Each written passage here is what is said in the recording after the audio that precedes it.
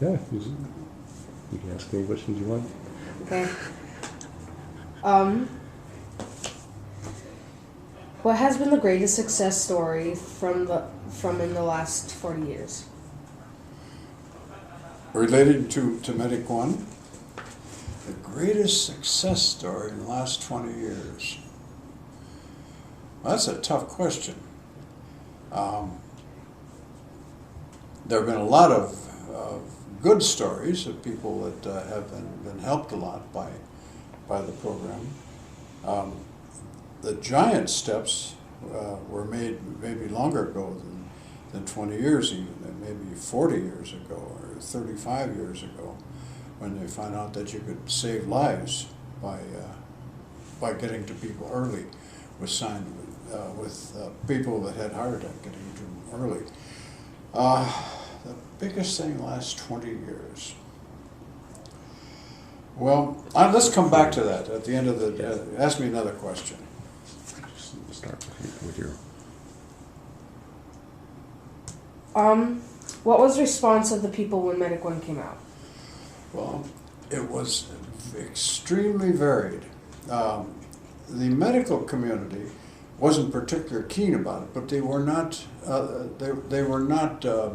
Didn't knock it down. They were not derogatory, but I think most of them thought it wasn't going to work. So they were kind of a little bit reserved in their opinions.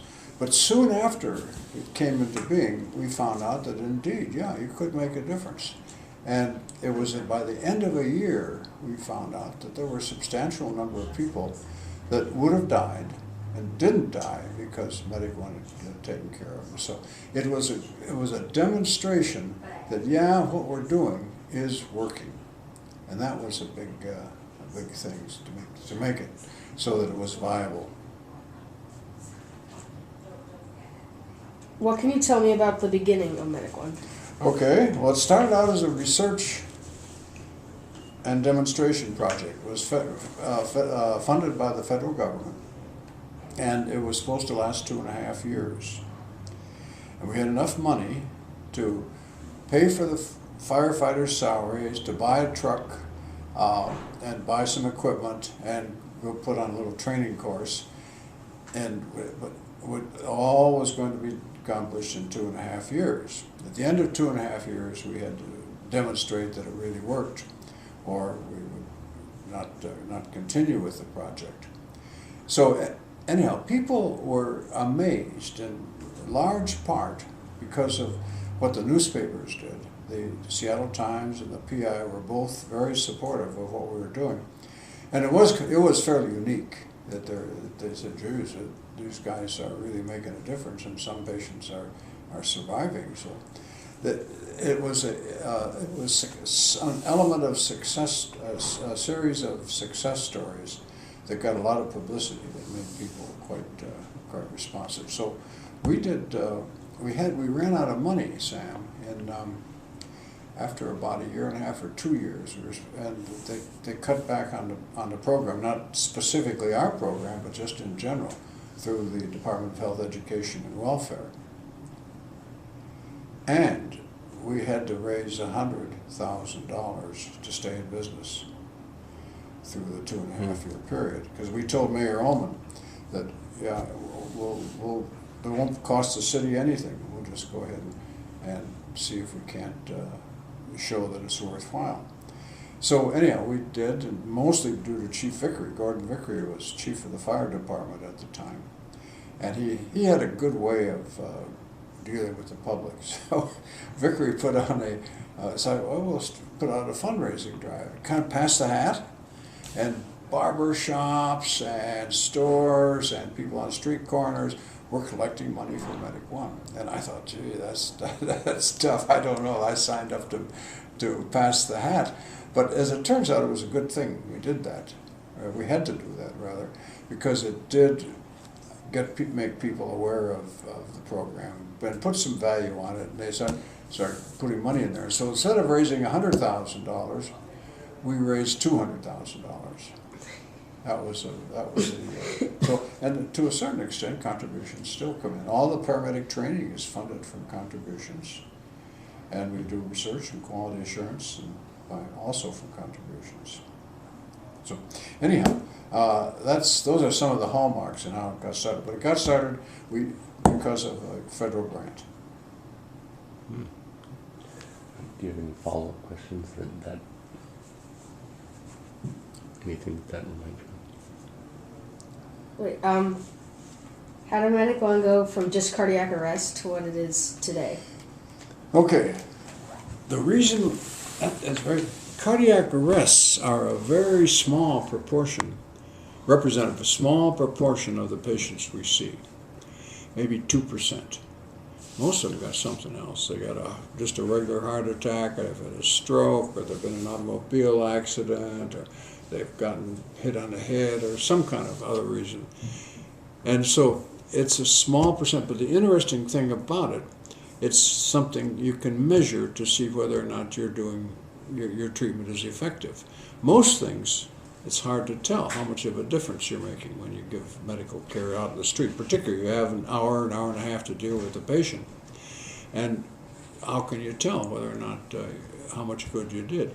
But with cardiac arrest, the outcome is 100% fatal if it's not treated, and if whatever survival it does accrue from your treatment is gravy. So it's a wonderful opportunity to see how well you're doing, and we hope that we can say, well, if we're doing a good job in treating cardiac arrest, then we must be doing something right in other areas as well. But it's very difficult to prove, like a traffic accident, or a lady broke her leg, or something like that.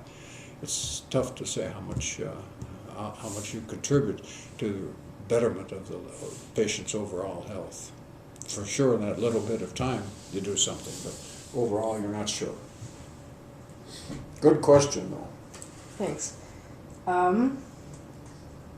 How is Medic 1 affecting other places? Other places? We weren't the only people in the whole world that were doing this thing.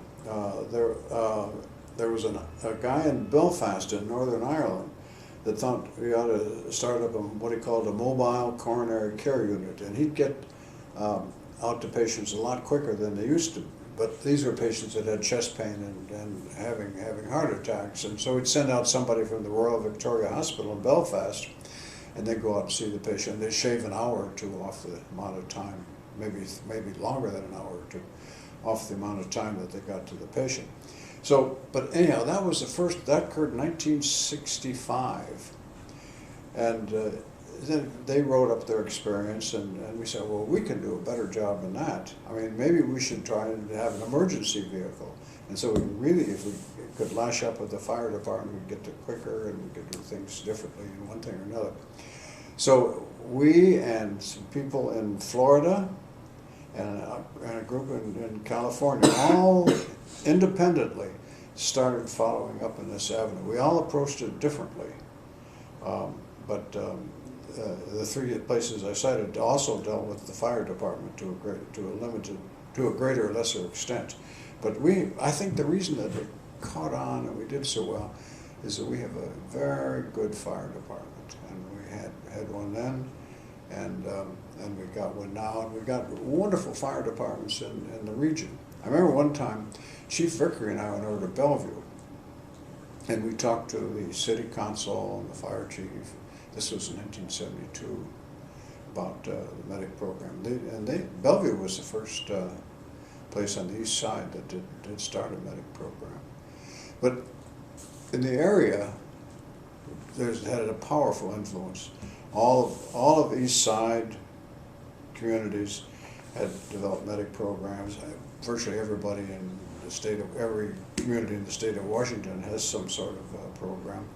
And it did spread. It spread rather rapidly, and I would say within a matter of 8 or 10 years, most communities either had started or had already got EMS, emergency medical service programs going. So it did have a lot of impact just because it was novel, and it was shown to be effective. I think the clue in all this thing is documenting that what it isn't just look nice or they haven't got good looking firefighters or something like that, is that we're really doing a good job. What were the changes in Seattle when Medic 1 came out? Not very much at first. Changes, the city became aware of Medic 1. That's one of the things, awareness. And they knew. Let me ask you a question. What would you do if there was an emergency now, a medical emergency? What would you do? Sure, you know the answer. And I wasn't there. I would. Right. It depends what happened to the person. If I knew CPR, maybe. No, not necessarily cardiac arrest. Say something just bad. Patient hit his head bad, blood all over, or something like that. What would you do? I would probably try to find someone. No. An adult. Well, you could, yeah. You'd call 911, right? Mm-hmm. And this is the big, when we started the program, there wasn't a 911 to call. That people, you'd have to dial a 7-digit number, 234-1987 or something like that. And it wasn't on the people's tongues, so they'd have to run the phone book and look up the number of the fire department to call them. So it did get much more, the service became much more accessible because people knew to call it. There was a way now we could call with 911. That was maybe more for police than it was for fire. And those were a couple of the changes. We developed a program where the medics that would always come to Harborview for training. So that for instance, we had one medic unit in 1970, and then we went to 2 and then 3 and 4, and at the moment we have 7 medic units in the city, and we don't want any more than that. That we want to be sure that the number doesn't get any bigger than that, because the medics don't have enough experience if they start diluting themselves too much. So, and that's how Seattle has changed as with Medic 1. I think it's an awareness of the service, the ability to call, and the knowledge that someone is going to be there promptly and can help you. I think that in general, the citizenry have a high regard for firemen in general and medics in particular. And so I think we've done a reasonably good job in convincing the public that we're out there to help them. What can you tell me about Medic 1 now? Okay, well, Medic 1 now, in some respects, is not too much different from Medic 1 back then. And that was 40 years ago. It's still a 2-tiered system. That means that somebody always goes out from a fire station and usually beats the medics there, because there are a lot more fire stations around than there are medic-based installations. And so we do have more of them. They're much better organized. And part of it is just that fire departments in general have adopted technology. Communication is better. GPS helps in the getting to where you're going to go. We have a lot of electronic gadgets that we use. I'm not so sure that they make all that much difference. I think the big thing that has evolved over time is our training program. And our medics have to, we train all, at Harborview here, we train all of the medics for King County and Western Washington for the most part. And so they're here for a period of time to get a lot of experience riding on the medic units. And we regard each of the medics as a teacher. And they do have to, when they sign up here, one of their responsibilities is making sure that they are teaching, that when there are teaching opportunities available, that they do pitch in and help. But a lot of it is on-the-job training. It's kind of like doctors.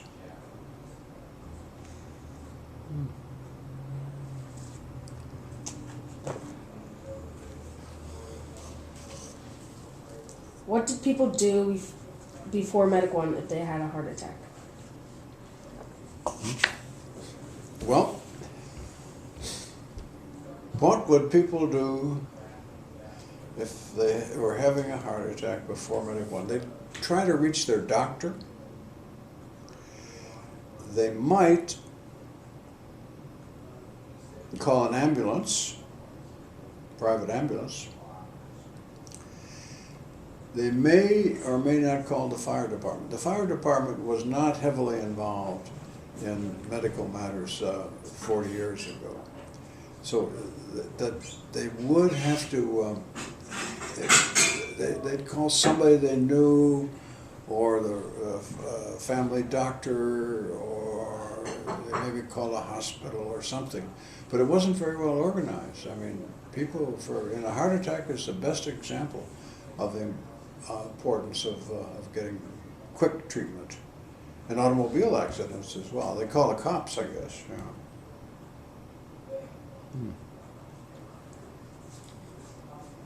When did Medic One go from Seattle to all of King County? Started out in Bellevue, and I think that was 72 or 73, something like that. And then in 76, I think it started in South King County. And so by 1979, you say we started, say, in 1970. So within that decade, all of the county was covered. Probably in 6 years, 90% of it was covered. Had medics that would respond to medical emergencies. It's a slow process. You might think how they're going to make it come about, but it's complicated in the county. The reason for that is that there's so many agencies. Here, in this side of the lake, we have only one agency, the Seattle Fire Department. But over there, they got the Bellevue Fire Department, the South King County, which is run by the Health Department. Redmond has the Fire Department. They used to have a hospital district that ran a medic unit out of Evergreen Hospital, which is it was called Evergreen. And so it gets very complicated. But there was a levy that was established, a property-based levy, I think in 1979. And this gave a certain amount of money to each of the incorporated districts in the county, enough money to get medic units going. And this is still an operative. It's a 6-year levy, and I think it's been renewed, I don't know, half a dozen times. And it's a vital element for many communities that don't have very big fire departments and have other problems as well. So it's a major expansion of medic services to the county was accomplished 6, 7, 8 years, something like that.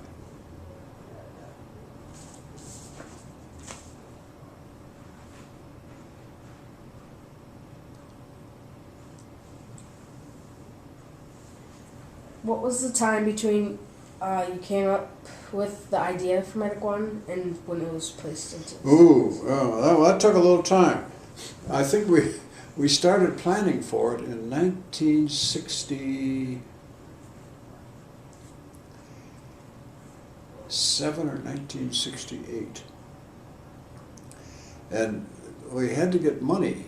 We had to get some kind of an agency to give us some money so we could do this on a demonstration basis. So that was a lot longer than we had hoped for, but at least we had time to think about what we were going to do if we ever got funded. But it wasn't. Our funding started in 1969, and that's when we had the first training program. And your grandfather was in the second training program. That was in 1970. Well, that was most of it. It was just we had to deal with. Well, I spent some time with Chief Vickery, who was the chief of the fire department at the time, and we had to convincing Vickery was easy. he thought it was a great idea. But then he had to go back and convince everybody in the fire department that this was good and we should do this and respond and one thing or another. And then they had to go to the city council and get their approval, and we had to get the money. And so anyhow, time would drag on. It took us a couple, 3 years to before we got up and running. You mentioned that you convinced like Gordon Vickery. Like, how did you convince him to convince? Well, Vickery, yeah. Well, he's an interesting guy. He's probably one of the smarter guys that I've known. And he would, I think he had a very keen grasp of politics, for one thing. And he knew about the city council and how to deal with them, and the Rotary Club. That's the other thing. We did have, the Rotary Club was very helpful in getting us off the ground. But he had a very good way on Vickery. He ran a tight ship in the department, but people had a lot of respect for him. And so it wasn't. He thought it was right off the bat. I told him something like I've already mentioned with you, and he bought into it right away. And then we had to sell it, even if it didn't cost any money. You know, the politicians know that if you start up something, it may last longer than the seed money that you find for it. But it was at one thing. It did show how useful it is if it gets seed money. If we didn't get that, we had just about $500,000 in 1969. If we hadn't gotten that money, I don't know. I don't think we ever would have gotten started in this community. It would have been just awful.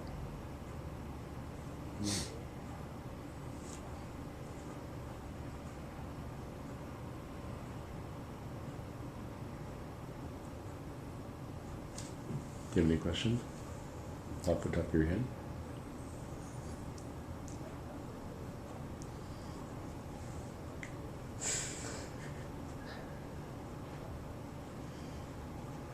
No? If you don't, Well, let's see. okay. Maybe we've forgotten something. Well, what's going to happen in the future? Oh yeah. Yeah, there we go. All right. He talked to me about that, and then I noticed he didn't write it down.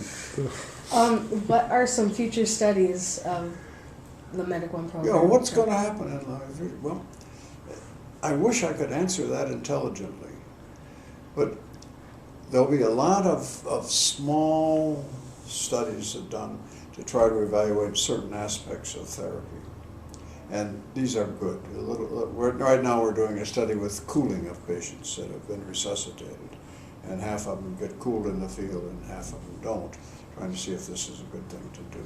And we've done some drug studies to see if that relates to a person is doing some studies with genetics right now. We have some information about genetics of patients that have had heart attacks and whether or not they survive or not. And that seems to be an independent risk factor, whether you've got certain genes that are operative after a heart attack. So these are, I think it's a bit speculative to try to say, well, we're going to do this, we're going to do that. But I think there's certain basic tenets that will not change. And one of them is we have a dual response system where we send out firefighters that are dispatched either first or along with the medics. They get there quickly. And one of the things that makes the programs in Seattle and King County makes it work are the firefighters that do respond first. I think without them pitching in and getting the patient ready before the medics get there, it wouldn't be too good. So I think that we'll never, at least I don't think we'll ever try to say, well, we'll have more medics or we'll do this and that. I think the system is operative throughout King County very, very well. And we want to keep on with a tiered response system. That we're going to have better electronic gadgets, almost for sure. And whether or not they're going to make a lot of difference or not, I don't know. But we'll try to, whatever comes along, we'll try it and see that if we can improve on it or make it better. We have some guy that is studying ways to measure the oxygen that's in the cells in muscle cells to see whether or not in patients that have trauma, whether or not that this is a useful endeavor. So I think we're dependent upon medical progress, medical technology, and we'll try to stay up, but maybe we'll be able to give people some leads about things that directions that should be taken. But the basics, I hope, will stay the same. That we're going to have a tiered response system. We're going to be dealing with the fire department and not with some other kind of agency, and that I think we hope that we'll all get along as well. If you think about what happens here, the agencies that are involved, we've already talked about Harborview, the University of Washington. That's what Harborview is. Everybody who works at Harborview is employed by the University of Washington. We have the fire department, which is run by the city of Seattle, and then in the county, you got the health department, the several Bellevue, Redmond fire departments, Shoreline. I mean, it's a miracle that this thing does hold together, but it does seem to. We communicate, and there's not too much rivalry. I think we try to avoid that. So I think if we don't mess it up, we can look forward to continued success and achievement. You said you were gonna get some future equipment. Do you know what that is, and maybe what? Well, yeah, equipment is better now than